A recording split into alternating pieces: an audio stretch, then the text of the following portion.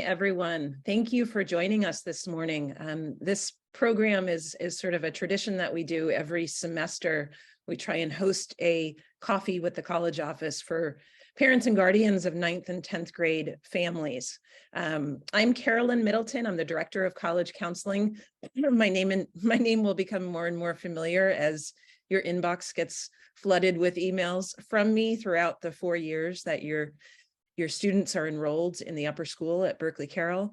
We like to host this program because we know that it gives parents and guardians some idea of what lies ahead in the college process. And we want to make sure that we help to keep you informed and that you're prepared for the questions that your students might have as we go through this process. Traditionally, as I said in my email, traditionally we will do a second semester program in a very similar fashion, but we do it a little bit differently in the second semester. We usually try and host a panel, sometimes parents who have been through the college process, students who have been through the process, sometimes admission officers.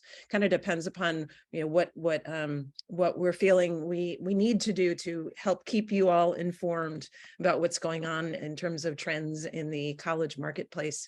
I'm going to introduce my colleagues as well. You'll be hearing from most of them this morning.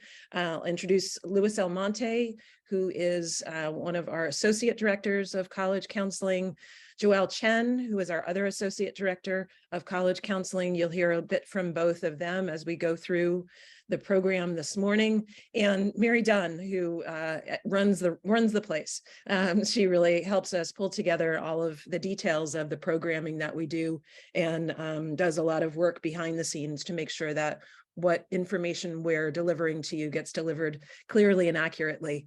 I'm going to switch slides a little bit so I can give you a bit of a sense of what our agenda looks like this morning. As I said, what we try and do every fall is to gather information from you all through that Google form that we presented of what kind of information you would like to hear from us. And most of you very aptly had indicated that you want an overview of the process. So we will be sure to give you a good amount of detail on this, but we're also going to follow up with a 4-year calendar that we've developed that we think is really helpful for you to be able to post somewhere and follow.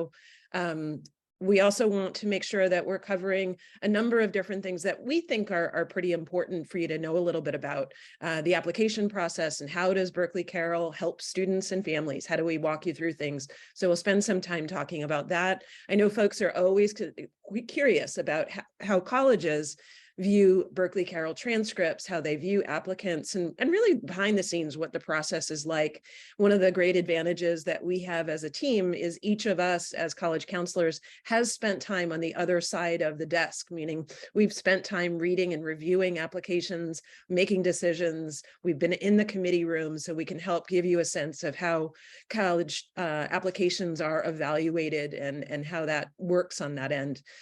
You may have read in some news reports about different changes in standardized testing. So we'll try and give you a sense of what's happening with that these days, and how Berkeley Carroll families work through those standardized testing choices, how we inform you and how we give you information to be able to make decisions about standardized testing. We'll spend a little bit of time talking about extracurriculars and summer, making use of the time that your students have outside of the kind of core academic classroom, and how they might be able to create a list of activities that they've been involved in while genuinely and authentically following some of the interests and passions that they might have already developed. Finally, we'll talk a little bit about the campus visit and finding fit and the opportunities that you might even have, working with younger students on learning a little bit more about college and learning about campuses without putting too much pressure on them to make decisions at that point. And then finally, we'll talk a little bit about the resources that are available, the reading recommendations that we might have, books and so forth that might be helpful for you to understand how the process works. And before I turn it over to my colleagues to talk a little bit to start this agenda, I also want to highlight the fact that you will receive additional invites from us for joint programs that we host along with other colleagues in the Brooklyn area, 3 other independent schools, Brooklyn Friends, Packer Collegiate, and St. Anne's, along with Berkeley Carroll, host a series of joint programs. So we're able to collaboratively pull together some resources. You may have seen an invite from earlier in the year about historically Black colleges and universities. We were able to bring back alumni from colleges or alumni from our 4 schools, et cetera, folks who have attended these colleges and universities, and they were able to describe their experiences. We just hosted on Tuesday night one about international education. So students who might be interested in studying, not just studying abroad, but doing their 4-year or 3-year undergraduate program abroad. And then the next programs that are coming up, I'll just give you a quick overview of those. We're going to have a program on gap year experiences. It's something that's less popular in the US, but growing more and more. Opportunities for students to take off the year between high school and college, do a little bit of exploration so that they're well prepared for the college experience. One of our colleagues is going to be hosting one on the flagship school experience. So what's it like for Berkeley Carroll students and other small independent school students to be able to take advantage of larger campuses? We have one that's coming up on athletic recruiting, and that's going to happen early in March. So we'll send you information about that. I know families initially have some interest in that, and it's a smaller number that pursue athletic recruiting, but we've got a really good program for that. We've got a series of programs that we've started to engage with an organization that talks about financial aid. And I say it's a series of programs. They've designed a program specifically for 9th grade families, one specifically for 10th grade families, and then more extensive programs for families in the 11th and 12th grades. So a series of 6 programs on financial aid. So we know that that will be helpful for many families as they start to navigate that part of the process. And finally, we will have a program a little bit later in the year on engineering. You'll see that we flip-flop that with a program on the arts. So next year, we'll repeat many of these programs jointly with our colleagues, and then we will also offer one on the visual and performing arts. So those are some of the programs that are coming up. And without further ado, I'm going to pass over the baton to my colleague, Ms. Chen, who's going to talk a little bit about 9th grade. Thank you. Good morning, everyone. My name is Joelle Chen, and as Carolyn mentioned, I'm one of our Associate Directors of College Counseling, and I'm excited to start this session really talking a little bit about the overview of these next 4 years in the college application process. So we got a lot of questions from parents and guardians and from students about what should they be doing in 9th grade to prepare for college applications. And 9th grade is really a transitional and foundational year. It is both one of transition academically, but also socially. And so it's kind of 2 parts that students should be thinking about right now, the academic piece and the social piece. So grades do matter throughout all 4 years of upper school. I'm sure you already are aware of that. But what we want our 9th grade students to really think about is this year as their starting point. You know, middle school might have been really strong for them, or it might have been a challenge for them, especially with the past couple of years of virtual hybrid learning. So using this year as their starting point to think anew, refresh how they approach academics, and to use this as a growing point as well. What colleges will get when you have your students applying to college in 3-4 years will be a transcript of final grades. So it will be their final year-end grades for year courses or their semester grade for semester courses. So they're constantly building on themselves with their academic performance. So who they are as a student in 9th grade, we often hear when we're talking with juniors and seniors, they're a very different student by the time that they're applying for college. And that's what we want. We want every year to build upon itself. It's also asking questions of their teachers and engaging in the classroom. We chatted with 9th graders about a week ago, just to give them a little bit of overview of exactly what we're sharing with you all. And one thing we really wanted to emphasize is this is the time to start developing really great academic strategies as well. So study habits, how to speak up in class, going to their teacher after class if they have questions, or just getting to know them, because in a couple of years, teachers are writing recommendations foundations and starting to develop that skill of interacting with teachers, utilizing them for the resource that they are, is going to be really great payoff, not only in high school, but when we get to college as well. But as I mentioned before, it's not just this academic transition piece, it's a social piece as well. We want students to do well academically, but we also want them to start taking advantage of everything Berkeley Carroll has to offer in terms of extracurricular activities, activities that bring them joy, whether that's sports, art, speech, debate, social justice organizations, affinity spaces. So starting to get a little bit more involved in those spaces throughout Berkeley Carroll and outside of Berkeley Carroll to start finding their passions and activities. This is not about expanding a huge list for the college application process, but really starting to get them engaged and discovering their passion and fits, which will ultimately help them as they search for colleges, search for universities that make the best sense for them. So ninth grade is that transitional year. And now we want to shift a little bit to 10th grade. So 10th grade is building on, hopefully, that strong foundation that they're building in ninth grade. And it's also their opportunity to start expanding academically. They'll have the first time to choose elective courses in English and history, which will hopefully kind of spark some curiosity intellectually about what interests they might have moving forward.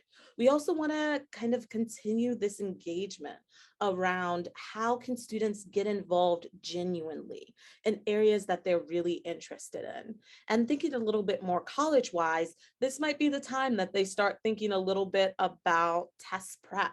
And we'll talk a little bit more about testing throughout this presentation, but this might be the first time for students that they're taking a full-length practice ACT and a full-length practice SAT, which we will be offering in the spring of their sophomore year. And that will give them a great foundation of getting a sense of which test works better for me. The ACT and the SAT are very different tests. Some students might do really well on one and not so great on the other. So we give them this opportunity of a practice test to see which one makes the most sense and to cater their focus on a particular test. It does not make sense for students to take a test in the ACT and SAT and prepare for both. Very different examinations. So we start to get them thinking about which testing makes the most sense. And we'll talk a little bit more about that. Test optional is absolutely still a thing to be keeping into consideration, but we want students to have that test in their back pocket that they feel strong about, that they feel prepared with, and that'll really begin in their 10th grade. What we'll also continue doing is having community sessions. So as I mentioned last week, we chatted with ninth graders to talk a little bit, to introduce ourselves with them. And those conversations continue throughout their high school journey of us coming into advising meetings, community times to discuss the process and make sure that they feel prepared by the time junior year comes and they're really diving into it. So thinking of junior year, I'm going to pass this along to my colleague, Mr. Almonte, to talk about the next 2 years. Thank you. So junior year is really kind of where the process starts officially for the students in terms of their college application and search process. So thinking about that year leading up to, I would say, the official start, we do community sessions with the juniors just to get them acclimated with understanding the landscape that's ahead of them, as well as introducing them to an online software system that we use that helps them conduct college research and allows them to, dive in a little deeper to get to know different schools. And then eventually working with them one-on-one. They're assigned a counselor that works with them to get to know them better, understand what it is that they're looking for, have in-depth conversations. Juniors will actually fill out 2 surveys, pretty in-depth surveys, and then have one-on-one conversations with their counselor for them to get a better understanding of what the student is looking for, and then helping them generate a college list, a preliminary college list of schools that students can start to research, get to know a little bit better as they start to finalize their college list in the future. Also during junior year, students who are eligible or interested can take the PSAT in the fall. And then around this time is usually when students are starting to take their first round of the SAT or the ACT. So they might be taking their first exam in the fall or their first exam in the spring. Usually every student's on a different timeline, which I'll talk about a little later, but for the most part, they're prioritizing test prep and taking their first exam in junior year for the most part. Eventually, like I said, the process will become very individualized. So we'll work with students one-on-one. Like I said, to get to know them better, to present them with the preliminary college list, to collaborate with them and their parents and their families or whoever's helping them within this college search process, to understand basically, what schools might be a great fit for them in terms of their academic profile, how likely it might be that they might be admitted to those schools, and having conversations, looking at data, helping them conduct research, pointing them in the right directions. Once they start finding what it is that they like, we can introduce more schools that are similar to those institutions to really curate a list that is purposeful and authentic to what the student is looking for, academically and socially, as they're looking for towards their next phase of education. Like I said, students will complete their first round of testing. They will continue with test prep throughout that time, whether they're preparing for the SAT or the ACT. Bespoke is the test prep organization that we have a partnership with. So every fall and spring, we have a test prep class that students can take to prepare for the SAT or the ACT, but there are other resources that students can take advantage of, whether that's one-on-one tutoring or using some of their free resources, for instance, like Khan Academy, or using an SAT or ACT manual. So every student is different and every family is different. So we find that, they figure out what works for them and then they pursue that.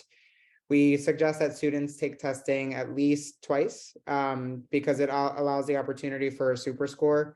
So what that means is, for instance, say it's the SAT, say a student takes it the first time, does really well in the evidence-based reading section, but the second time they take it, their math score is higher. They'll take the highest scores from each test and put them together, which is called a super score. And then basically around this time when in junior year, around this time, so November, December, students are assigned their counselor and they'll start meeting. So we start meeting with juniors around the months of December, January, and February. And then basically by the time spring break rolls around, students have done preliminary research. They've identified some schools that they want to do a deeper dive with research with.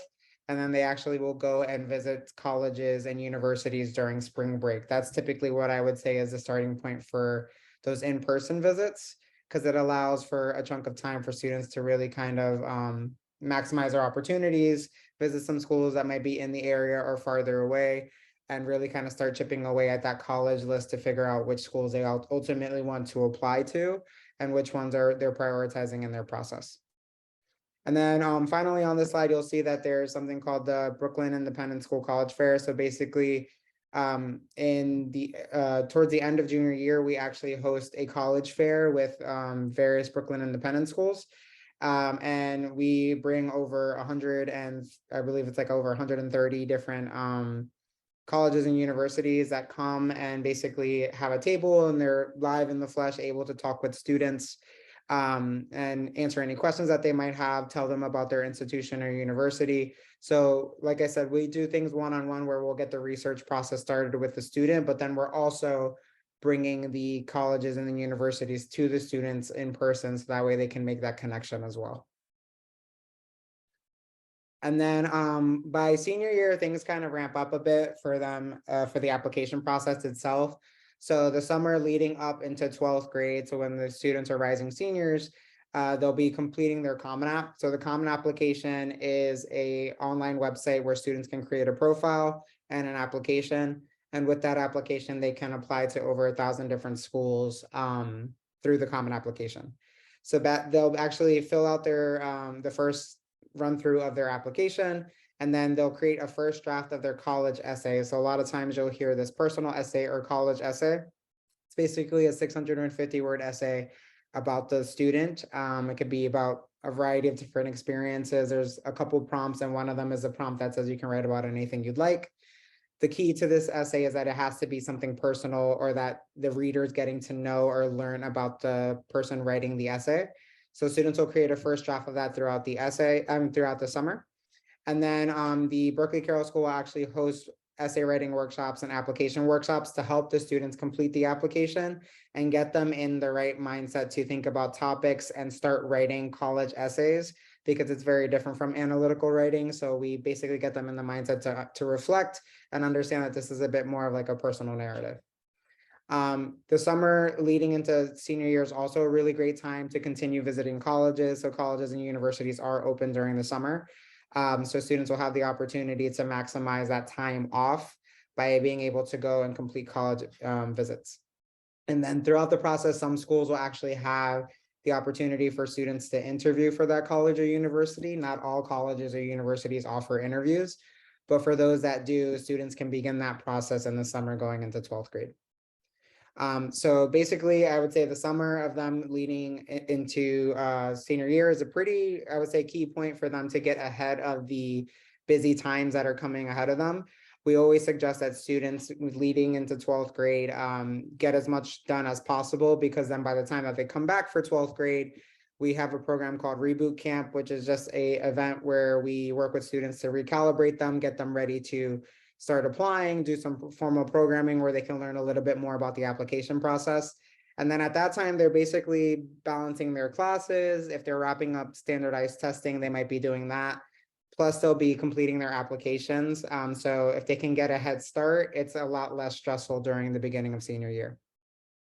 And then throughout 12th grade, and once the students assign the counselor, they'll meet with their counselor as regularly needed.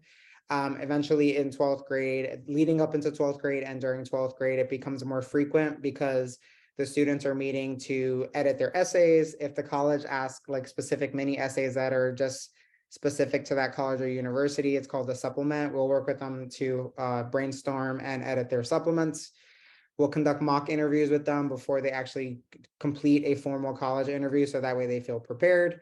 We strategize decision plans. If a student's thinking about applying early, or if they're just thinking about applying regular, we'll look at their college list and help them balance it and provide advice and insight in terms of how we think it could be balanced, whether they have too many reaches or too many, foundations. We want the college list to be a reflection and balanced list of reaches, middles, and foundations. And then for those students that are applying for financial aid, we will assist in various capacities to help them complete the financial aid forms. In terms of them deciding to apply, there's various ways that students can think of applying. So the first one is something called early action, so EA. Early action is the student can complete the application by November. They will find out pretty early on, so maybe by December or mid-January. And then basically they just know if they got in early, there's no commitment, and they can decide if they want to go to that school by May 1st. Early decision is a different type of commitment. So basically, if a student is applying early decision somewhere, they're basically saying, you're my number one school, I'm going to apply ED, and I'm going to sign an agreement that says, if you admit me, I'm going to withdraw my applications from everywhere else, and I am guaranteed coming to your school. So it's a commitment that they make to attend the institution if they are admitted. So for some, that's a very enticing option because they know where they're going to college by mid-December. It's very much a thing that colleges like to see, because some schools, I would say a good chunk of schools, fill about 50% of their class in early decision.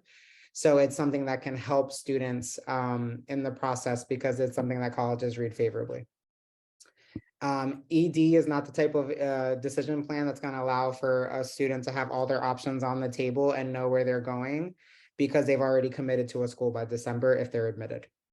And then regular decision is kind of like the movies, where a student applies, and then at the end, by April 1st, they should know everywhere that they're in at. And then between April 1st and May 1st, they basically have a month to visit schools, attend admitted student events, see all their financial aid packages, figure out which schools have offered them admission, and then decide which school that they want to attend by May 1st. So spring of senior year are when decisions are made. And like I said, if a student is in that time period, they can see everywhere they've been admitted. They can decide where they're going to visit. Maybe some schools that were a little farther away that maybe you weren't able to prioritize in the fall. If you're admitted, you can then decide to spend that money and to go and visit that school in the spring. but we definitely encourage students to take advantage of virtual options and virtual visits and tours during this time, because you just want to express your interest and gain as much information as possible. And then the process officially ends on May 1st. So typically May 1st is a deposit deadline. So every school that's admitted a student will say, if you're planning to attend, deposit and let us know and inform us by May 1st. And then at that time, typically the student will know if they did not apply ED and they wrote out the entirety of their applications, they will know by May 1st where they are deciding to attend school, and the process is over and we will all celebrate and everyone will be very happy for your student who is getting ready to go to a place that is very exciting and makes them very happy in the future for their next year.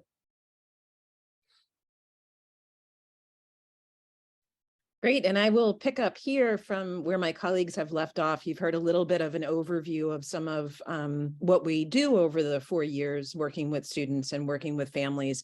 We wanted to talk a little bit about the application itself, and a lot of what we've been talking about, we reference the Common Application, which is used by, as Mr. Almonte said, about 1,000 schools, but we also have students who are applying to universities and colleges that don't use the Common Application. We have students who apply to universities and colleges abroad and outside the US. So certainly we work with students on a variety of different kinds of applications. But what does that application consist of? What are some of the things that are really important to think about? Ms. Chen mentioned in the very beginning a little bit about the transcript and how that might differ from what you see in terms of the report cards that you receive from Berkeley Carroll. Those transcripts will reflect year end or semester end, depending upon the course and how long the course's terminal period is, whether it's a year-long course or a semester course. It's going to reflect those grades. So students who just got their first quarter grades, there's plenty of time to be able to make some changes to their academic programs, to beef up how they are, or their academic skills, I should say, beef up the work that they're doing, improve. So there's plenty of time for that to happen. And that also happens over the course of their 4 years at Berkeley Carroll. Colleges tend to see trends in grades in addition to transcripts as really important parts of how they review an academic record. It also is important for students to be thinking about the rigor of their curriculum. And as you go through these curriculum nights that Berkeley Carroll hosts, you'll receive information from Ms. Moore about these. We really try to outline all of the options that are available to families. I'm going to go through some of these application pieces that we haven't talked about yet. And then those that are starred, you can see right there that we're going to address a little bit more deeply in some of our later slides. So I talked a little bit about the transcript. There's 2 words that you'll hear colleges use very often when they're talking about the review of an application. They typically will use the word context quite a bit, because as they're reviewing a transcript or an academic record that's coming from a student, they're also looking at the context of what's available at that high school. So every high school has a document that is referred to as a school profile, which outlines the curriculum, helps colleges understand what's advanced coursework, when students have access to that kind of advanced coursework, and what distinctive programs are offered by the high schools where the students are attending. So that information is something that comes right along with that transcript. And then each of us, when we're working with our students, we are developing a counselor letter that provides a bit of a floodlight view of how the student has navigated the curriculum. We highlight some of their specific interests. We highlight their strengths and their growth areas. We also highlight a little bit of what they've done outside of the classroom. So we can narrate a bit of the student's experience through that counselor record.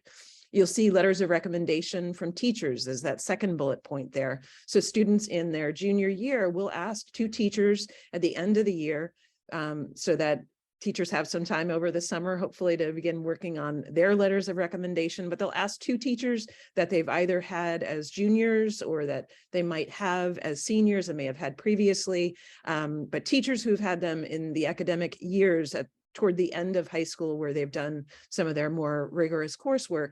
And those letters of recommendation will all be collected at the beginning of the school year, and they will be sent to colleges by the college office as a collective piece We think about these letters of recommendation as more of a spotlight view because the teachers really have the opportunity to see students in action. What are they like in discussion? How do they share in small groups and in larger discussions within class? What are their habits like, and how have they grown over the course of their time at Berkeley Carroll? So teachers really get to know students quite well, and certainly give them the opportunity to be able to highlight some of those specific areas of strength as well. We'll talk a little bit about activities and involvement. It should be noted that there's about 10 slots on an application, and on the Common Application specifically about 150 characters to describe an activity. So we provide lots of opportunities through co-curriculars, through summer study, through opportunities in that summer opportunities guide that you might remember receiving for ideas on what to pursue their passions. So that's also a part of the application process that rounds things out. We'll spend some time talking about the standardized testing. We'll spend some time talking about what those dates look like. And as we mentioned a little bit earlier, we do talk with students quite a bit about opportunities and ways they have to identify themselves further in the college process. And sometimes that's an interview if it's offered by an institution. A new thing that's happened in the last couple of years is some schools have developed short videos. We're talking 90 seconds or up to 2-minute videos where they can tell their story and tell colleges a little bit about themselves. And a lot of this is about not only reflecting their deep interest in that institution, but also demonstrating to that institution that they would be a good fit for their community. So it takes a lot of research to get to that, but it also takes some practice. So I'll talk a little bit about that in a second. Mr. Almonte described those decision plans, so I won't go into those. And we will talk, like I said, a little bit about financial aid resources, but we have that whole program that we have contracted with an organization to deliver specific ideas about financial aid at appropriately developmental times in your experience. So thinking about what a 9th grade families need to know, what a 10th grade families need to know, 11th and 12th grade families. The other side of this slide, I've indicated some of the ways that Berkeley Carroll helps. You've heard us talking about this a bit, but I wanted to underscore some of what we had said. We work with families on creating a preliminary college list. We talked to the juniors just yesterday as one of our junior seminar sessions, and one student raised his hand and said, well, what if I don't know exactly what I want to do? And I said, well, that's really actually a very common thing for students to still be experiencing as juniors or seniors. And the great thing about the American educational system is students are spending time learning about what it is they're really interested in those first couple of years of college. But we'll have students who will come in with very defined interests, other students who have a variety of interests, and certainly students who change their mind over the course of their college process. So we try and meet families where they are. We've talked a little bit about the letters of recommendation and how that works. We've talked a little bit about how we work with students on essays and supplements and help them to define who they are through those and their interests through those short answer responses and that longer 650-word personal statement. We've all read thousands of these essays, both on the high school side and on the college side. So we feel like we're well prepared to give advice on those things. And we support students in completing their applications. So I think all of these things are important to recognize. We have relationships with colleges and universities around the country and around the world, really. So we're able to really help students advocate for themselves and really help colleges understand both our curriculum and our students in a way that is uniquely an opportunity that we have as being part of a high school rather than someone giving voice to these kinds of things outside of Berkeley Carroll. I'm going to flip to the next slide and talk. I discussed a little bit of this earlier, but again, I want to underscore a few things that I mentioned that might feel like we've glossed over them. So those key terms, context, I didn't go into the second one, holistic. That's part of how colleges talk about their review process. Even the large public universities will talk about a holistic review. That means it's not just about the transcript. I mentioned the transcript as being really key, especially for those students that are applying to academic institutions. But there might be students who are applying for their their academic coursework at conservatories or art schools. This might mean a portfolio or an audition is a really strong component of the application. But holistic, meaning all of the parts of the application, will be important, and we pay attention to those different parts. The school profile that I mentioned is something that's publicly available. We post it on our website, but it's also something that we share both with schools as they visit Berkeley Carroll and with the students' application. So they always have a sense of that context that is available. When we talk about rigor, I mentioned taking a rigorous curriculum and having access to advanced courses, communicating that to colleges when appropriate and as appropriate for students to make those choices. But we also talk to students a lot, and we communicate with the deans and the advisors on talking with our students about balance. You know, it's not appropriate for someone to jump from Algebra 2 to multivariable calculus. That wouldn't be an appropriate jump. And sometimes jumping into an advanced course isn't recommended. Sometimes it is recommended, but there's always a balance. There's always a balance of making sure that a student will be successful in that curriculum.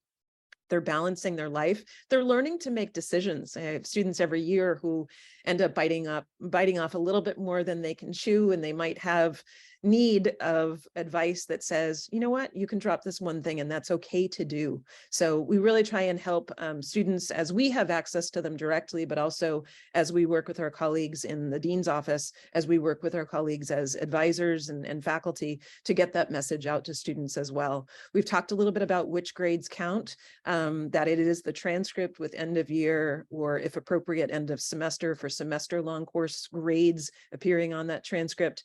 But colleges do spend a little bit more time thinking about what students do in the junior and the senior year. So they might see some grades from senior year, first quarters or first semester grades in the case of a senior applying to college. But those courses tend to be the more rigorous courses. So it makes sense that colleges are doing some of their evaluative work, leaning a little bit more heavily on those later grades. If we're talking about students applying to schools in Canada, it is typically pretty exclusively looking at those later grades. So we would never say grades don't count in an earlier time frame, but students can really end up showing a terrific trend in grades. An upward trend is certainly valued in this review process. So it's really about setting a course for 4 years, being able to think ahead. That's part of what we try and do in those, like I said, the curriculum nights that Ms. Moore hosts and that all of the department heads will participate in, but also individual conversations.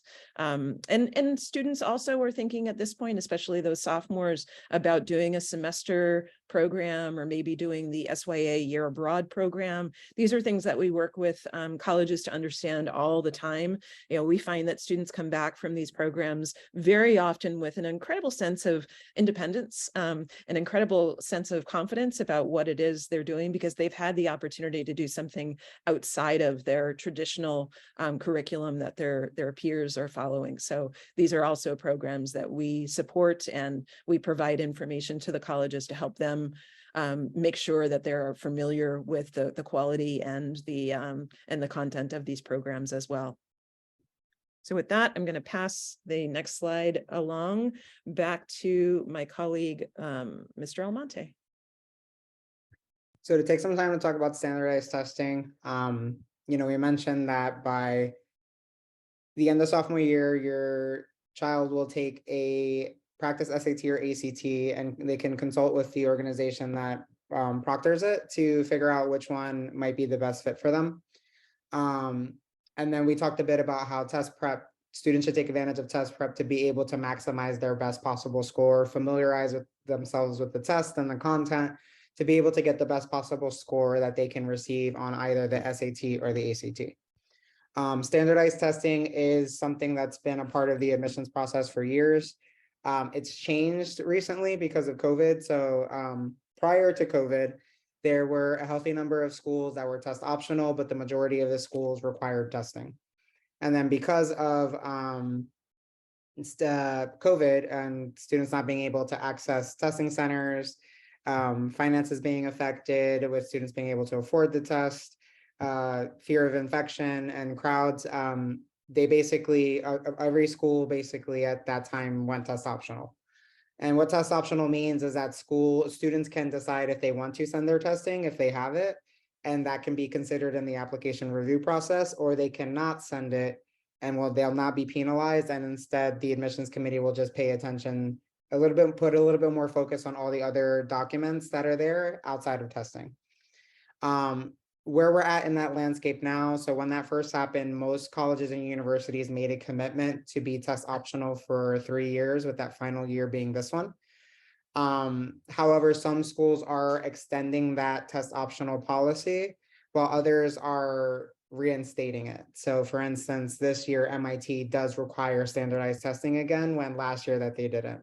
So our advice is that we think it's best for students to go through the standardized testing process, do test prep, complete an SAT or ACT once or twice, see what their score is, and then basically at that point we can gauge on their list which schools might be test optional, which ones aren't.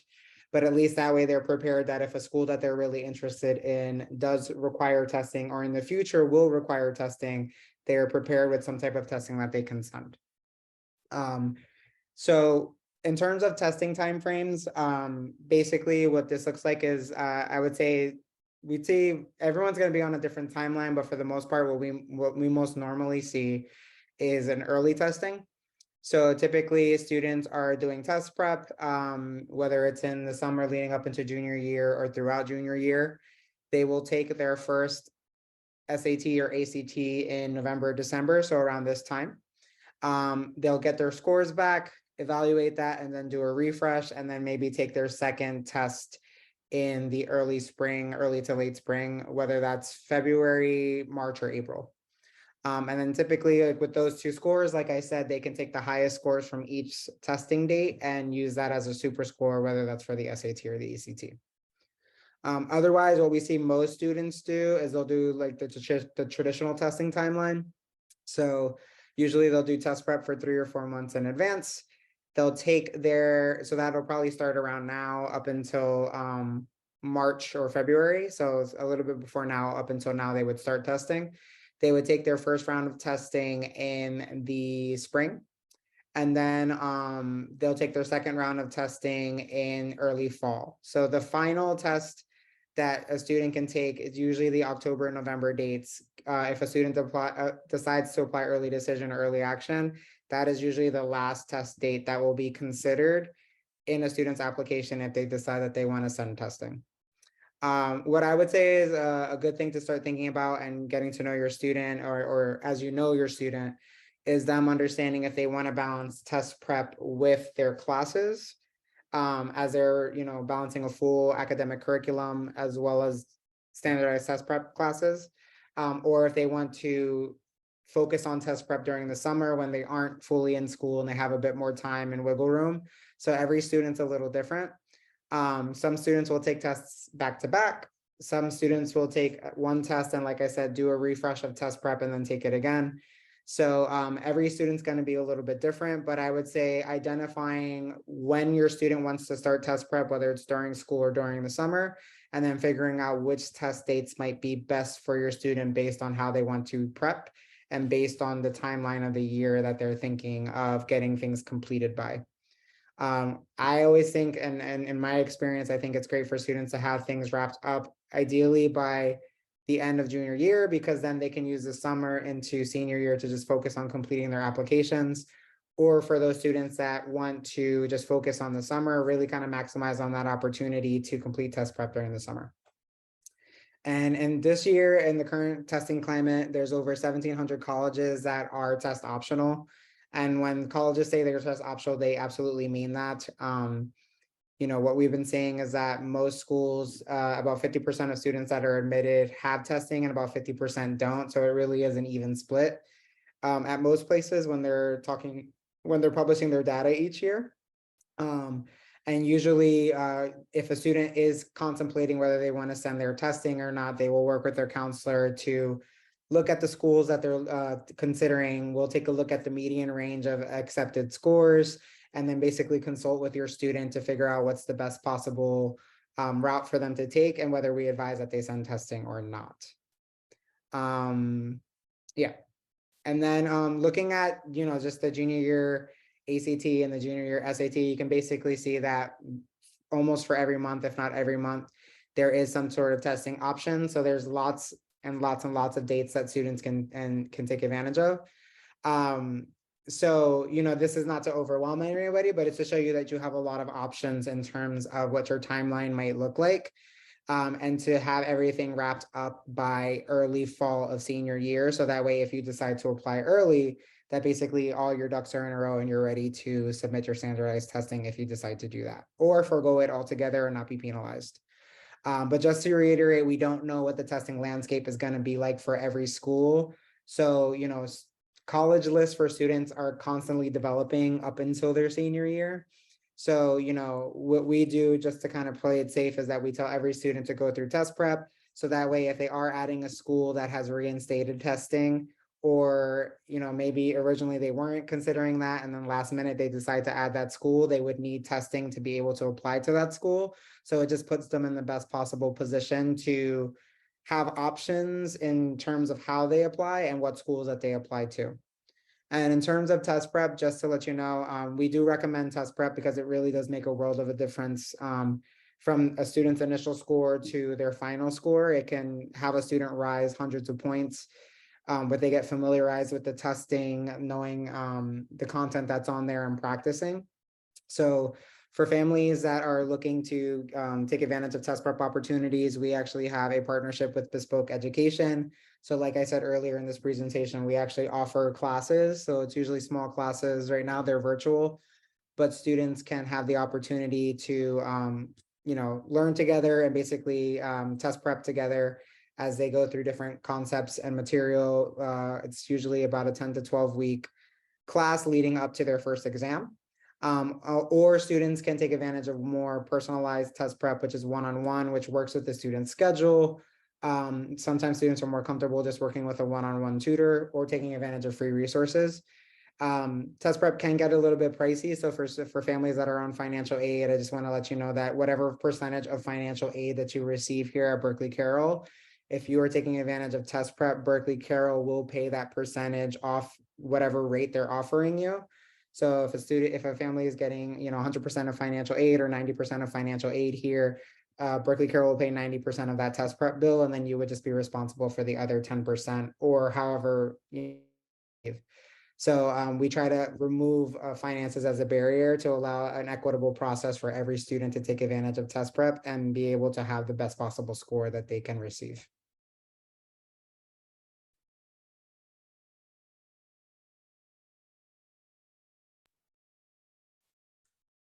So let's talk a little bit about extracurricular activities. So we talked a little bit about in the beginning how important it is to be involved in extracurriculars. It really helps students discover their passion and their interests, as well as through the college application process. There will be a section where a student will be able to, on the common application, list 10 activities and at max 10 activities that are really important to them. So really having our students get involved outside of the classroom. As Ms. Middleton mentioned, the transcripts are a really important part. Testing, as Mr. Amante mentioned, might be also a factor, but it's also the other aspects of who this student is. Colleges are looking for students who are going to also be engaged on their college campus as well. So getting a sense of different ways to get involved. There's activities through Berkeley Carroll as well, and really encouraging your student to join activities or co-curriculars that bring joy to them, that maybe challenge them, but excites them at the same time. There's also opportunities for outside of school programs, whether that's school year round or through the summer. And these programs do not have to be costly. They do not have to be name brand, but again, are opportunities for students to explore their interest. And we actually have an incredible resource on the College Counseling website for summer opportunities guides that talk about free opportunities, cost opportunities. They might be affiliated with a particular university or completely unaffiliated with the university. But these are great ways for students to learn more about potential colleges or just to explore areas of interest. There are always engineering camps, art camps. There's also opportunities for students to just explore on their own.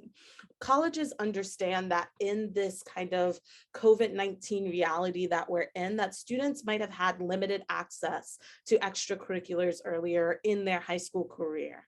And so what we've seen even from students in their senior year is, I was talking to a student and I worked with a student who spent their entire summer skateboarding. They love skateboarding, and they actually made a documentary about their skateboarding time over the summer that they showed to this community. They sent into skateboarding magazines. That wouldn't be considered a traditional co-curricular, but it's something that they really love. And I think a great addition into their application, but also just for them. And I think that example really highlights that leadership is not traditional for students. It's not just holding a position or a title in a school club or school organization. It might just have that self-motivation to do something they're passionate about. Another student creates their own tabletop games, and they spend a lot of time working with their classmates on putting together games. So really encouraging your students to start to find those things that spark a little bit of joy for them, not just for the college application process, but so they get the best experience out of their time at Berkeley Carroll in these next 4 years. I also want to talk a little bit about the campus visit and thinking about when and where you should be going to get to learn a little bit more about the college application process. So we encourage you to visit all types of school, big, small, urban, suburban, rural, and not just visiting the most selective or the most name brand schools, because there are so many colleges and universities in this country, let alone if your student is interested in going abroad. So really taking advantage of some resources, and I'll talk about at the end, that can help you kind of navigate different types of colleges, but seeing a wide range of college can be really helpful for you all to figure out, okay, I thought I liked a big school. I went to a couple big schools and was completely overwhelmed. Or I thought I wanted a small school, but I went to a couple of different small schools and it was just too small for me. So a student and you all might have an idea of exactly what type of college is going to be the best fit, and campus visits can confirm or change that process for you. So when should you be visiting? The vast majority, as Mr. Almonte and Ms. Middleton mentioned, are probably going to take place during the spring break of your junior year or the summer before you enter your senior year, or even senior fall. We have a couple of days built into the academic calendar so that seniors can go to visit colleges. But 9th and 10th grade can be also a great time to start getting that thought process, start thinking a little bit about the type of campuses that might be of interest. So if you have family outside of the area and you're going to visit them, or you're doing a road trip, or maybe you're planning a trip to Disney World for spring break, and you just happen to want to go visit a couple of schools in Orlando, why not? Gonna visit your alma mater? Take your students with you. Take this opportunity to kind of unofficially begin looking at colleges without the pressure and expectation that this is the exact college you need to visit, but just to start sparking that excitement. There's also a lot of ways to connect locally. So within an hour of where we are in Brooklyn, there are tons of colleges and universities for you to visit of all ranges. There's SUNY Purchase, which is not too far and a great school for students who are interested in the arts. Barnard and Columbia right next to each other and vastly different. Barnard is a small women's college, Columbia a large research university. NYU is a non-traditional campus, so that could be great if your student really wants to look a little bit into what it would be like to attend a campus in the heart of a city.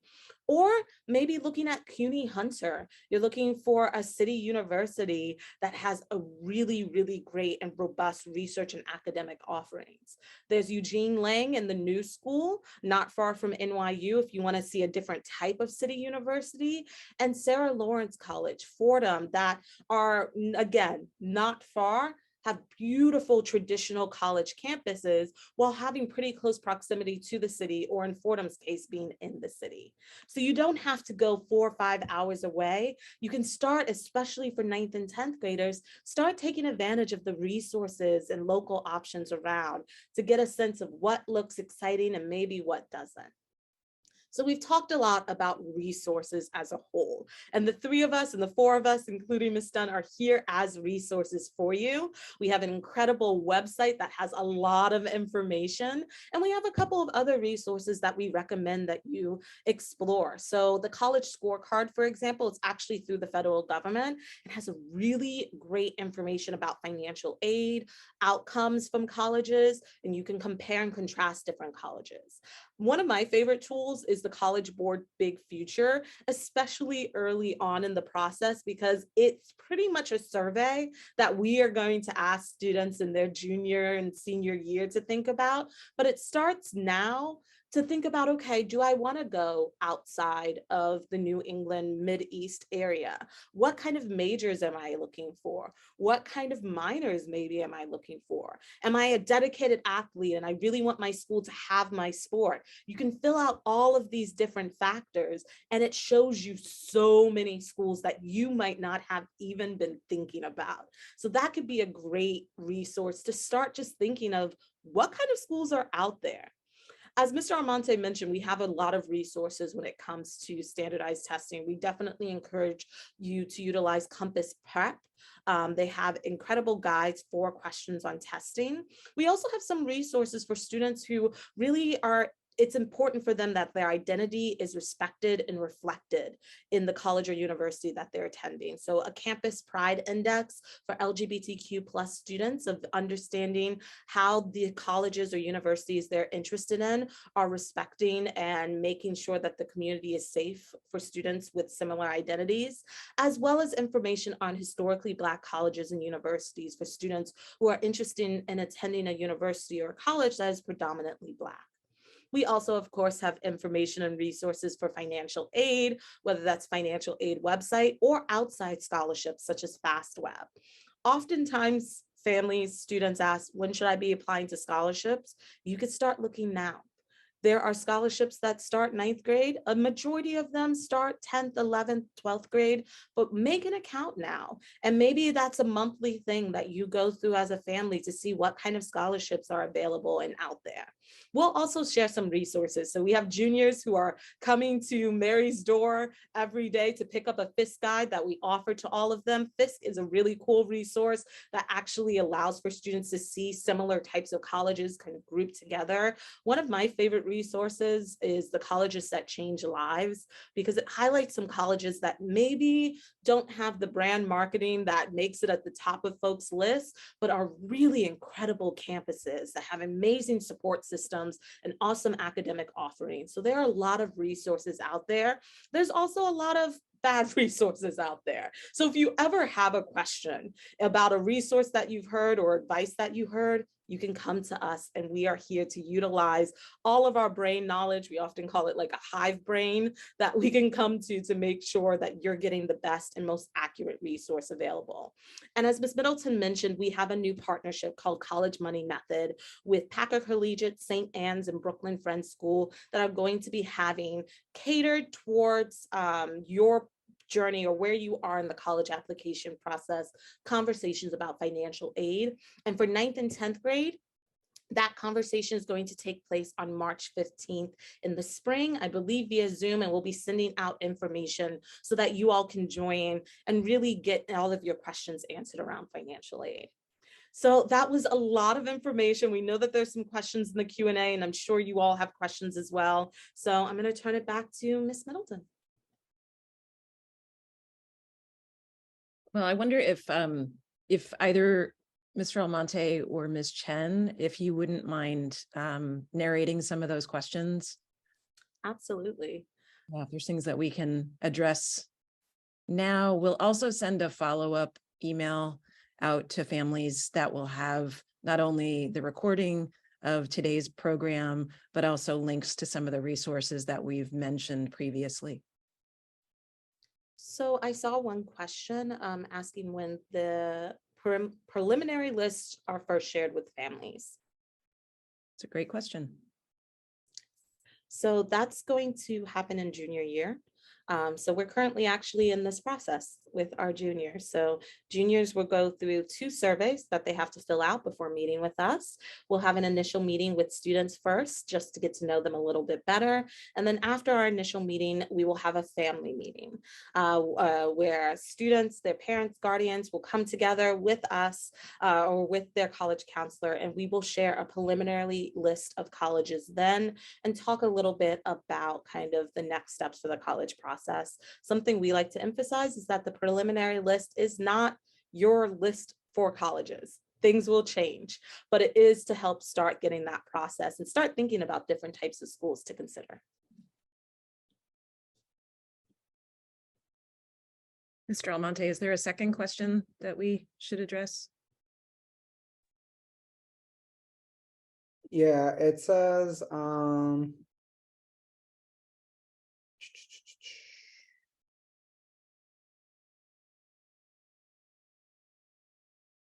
there's one that says, what if your 10th grader already knows where he wants to go besides researching and preparing? Is there anything he can do? And what Yeah. I would, sorry, and what I would say with that is, it's good to have schools or colleges in mind. What I would say is I think sometimes we work with students that start one place and stick to that and it works out. And then there's other students that through their process, they open their mind and their search to various different colleges and universities and find that they get really excited about different places. And, you know, they start kind of debating which college or university that they are ultimately going to try and enroll at.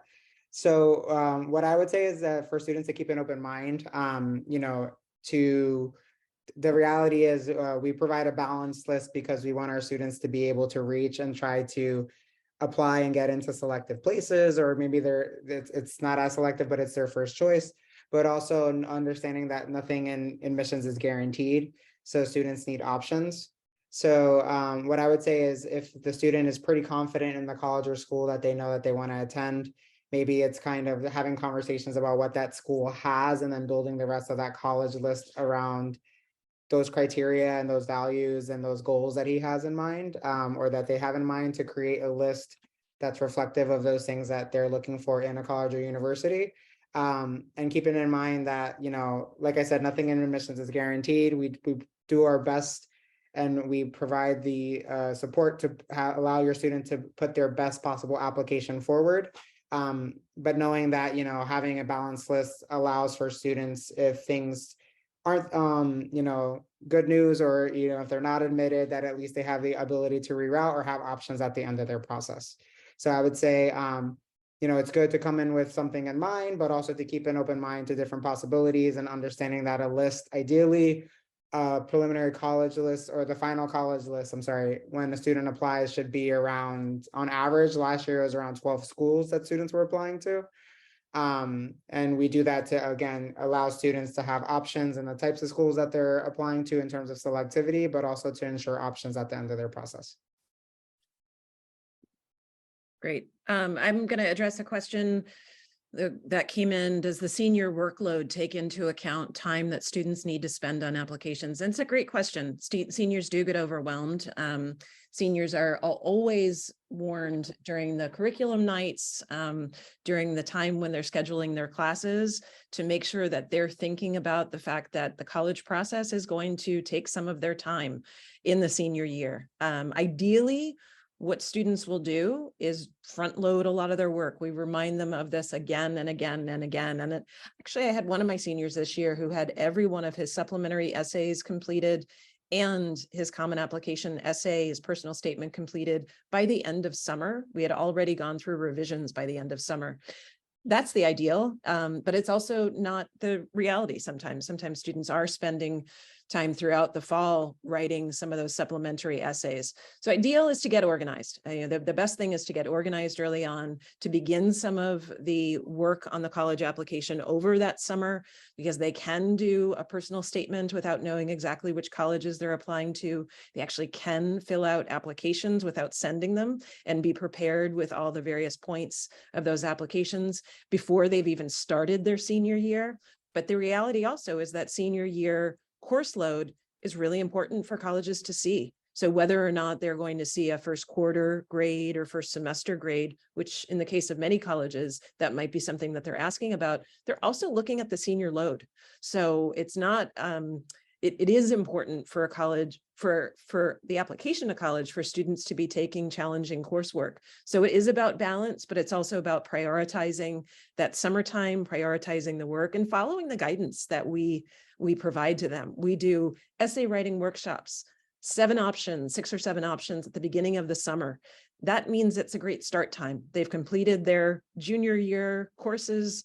They've not gone in 12 different directions with their summer plans. The first one that we have is after the last day of school. So really, we try and help them front load all of the work that they will have for the college process. But senior year, those classes are still going to be really important.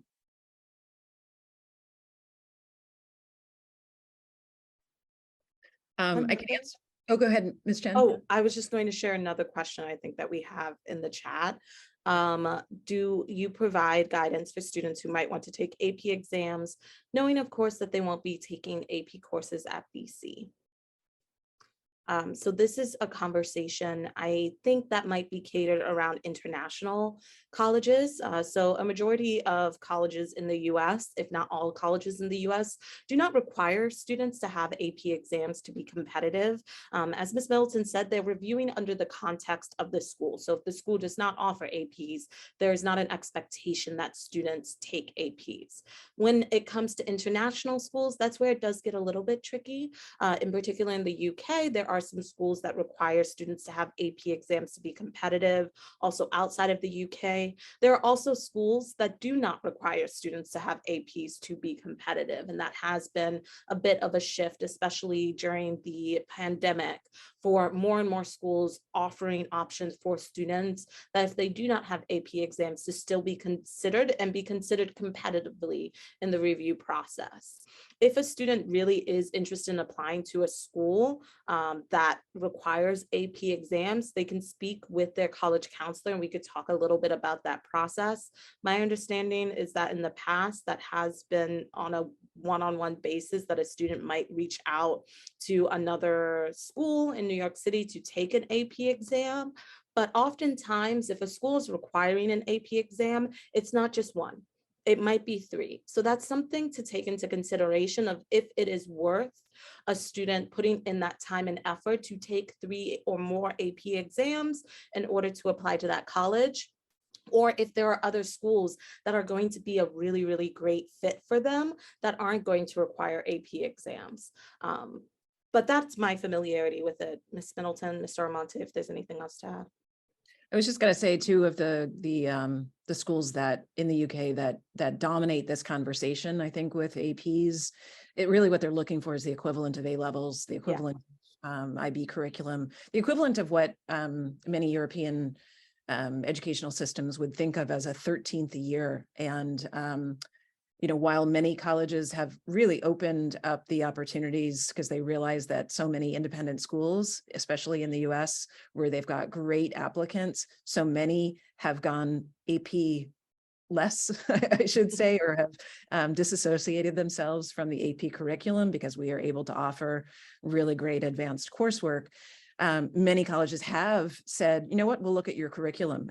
University of Edinburgh is a great example of that. In years past, they had required APs, but two of the biggest users, I would say, are Cambridge and Oxford. And I think about those places as, they are the most competitive within the UK curriculum. They are the more competitive than Harvard within that system. So a student to be prepared for those may need to think about whether it's taking the option of taking APs outside or doing a foundation year. That's another option that universities will offer outside of the traditional 3-year UK degree completion programs. Foundation year provides an opportunity for students to get that 13th year, and it only adds 1 more year. So it becomes a 4-year degree rather than a 3-year degree, but that's become an option that we've explored with students as well.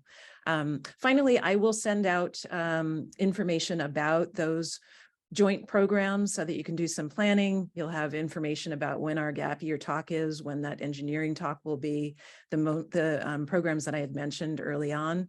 So, and the very last thing, I think we may have talked about this a little bit earlier in terms of testing. Sophomore year, second term is when we give those practice exams. We do it at that point in time because students have enough coursework under their belt to be prepared to take the practice exams, but it isn't appropriate to begin SAT, ACT prep work prior to that time. I'd say don't succumb to the pressure in the marketplace. Test prep companies saying you need to do it now, you need to start now. You need to start when students need to start when they are actually developmentally prepared, as well as prepared in terms of the curriculum. So hopefully we've given you some guidance today.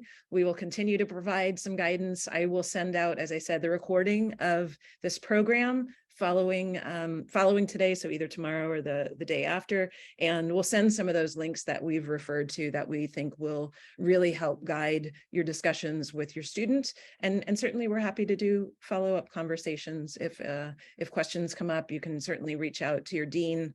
They can help to answer questions as well. And I want to say thank you to my colleagues for their expertise in presenting with me today. And thank you to you all for attending and joining us this morning.